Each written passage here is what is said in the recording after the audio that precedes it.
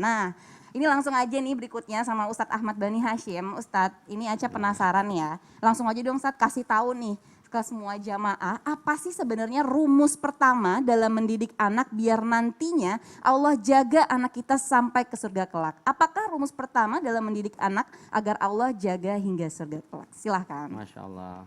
Mohon izin Habib, Ustaz Syam. Bismillahirrahmanirrahim. Assalamualaikum warahmatullahi wabarakatuh. Alhamdulillah, wassalatu wassalamu ala rasulillah wa ala alihi wa ashabihi wa mawalah, la hawla wa la quwata illa billah. Amma ba'd, fa inna asdaqal hadisi kitabullah wa khairal hadi hadi Muhammadin sallallahu alaihi wasallam.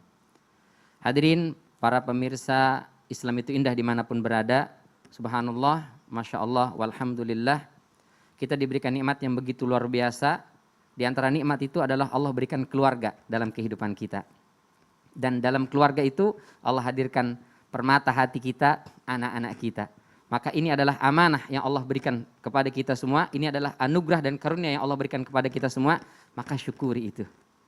Bagaimana cara kita mensyukurinya? Kita didik anak-anak kita sesuai dengan apa yang Allah Subhanahu wa Ta'ala inginkan dan kehendaki. Masya Allah. Maka bagaimana caranya Ustadz? Kita didik anak-anak kita supaya Allah jaga dia bukan hanya di dunia sampai ke akhirat. Maka penting, betul mendidik anak itu bukan seperti kita mengolah kue, membuat benda-benda mati, karena dia benda hidup, penuh dengan tantangan, cobaan, dan ujian. Maka dibutuhkan kesabaran yang luar biasa. Maka pertama, bagaimana caranya supaya anak-anak kita ini tumbuh besar, menjadi pribadi-pribadi yang luar biasa, tanamkan kepada mereka di 7 tahun usia pertama mereka kelembutan. Subhanallah. Ini baca kalau usianya dari 1 sampai 3 tahun sih insya Allah lembut. Baca ya. Lembut. Tapi kalau sudah mulai naik 3 tahun ke atas itu sudah mulai berubah.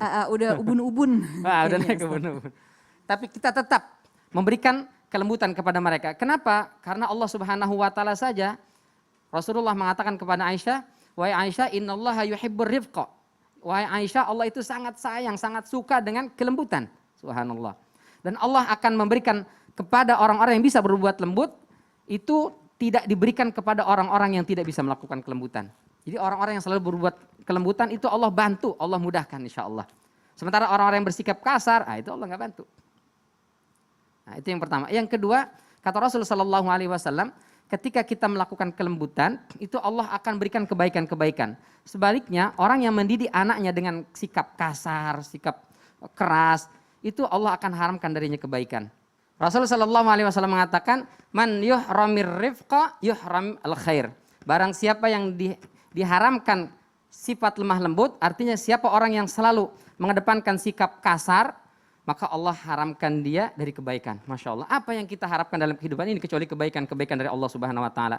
Maka sikap lembut kita terhadap anak-anak kita, itu yang akan mendatangkan kebaikan-kebaikan. Itu yang akan memudahkan kita untuk mendidik dia ke depannya. Jadi usahakan, upayakan kita ini untuk selalu berbuat lembut kepada anak-anak kita. Masya Allah. Dihadirin yang dirahmati oleh Allah Subhanahu wa Ta'ala, maka dimanapun kita berada, yuk tanamkan kelembutan dalam mendidik anak-anak kita. Insya Allah, kata Rasulullah SAW, kelembutan itu tidaklah diberikan kepada sesuatu illa zanahu, kecuali dia akan menghiasinya, dia akan menjadikan indah. Dan tidaklah kelembutan dicabut dari sesuatu illa syanah, kecuali dia akan menjadi rusak. Kalau kita didik anak-anak kita dengan kelembutan, maka dia akan tumbuh besar menjadi pribadi-pribadi yang penuh dengan cinta, mampu menghargai. Tapi kalau anak-anak kita didik dengan kekerasan, maka dia akan belajar untuk melawan.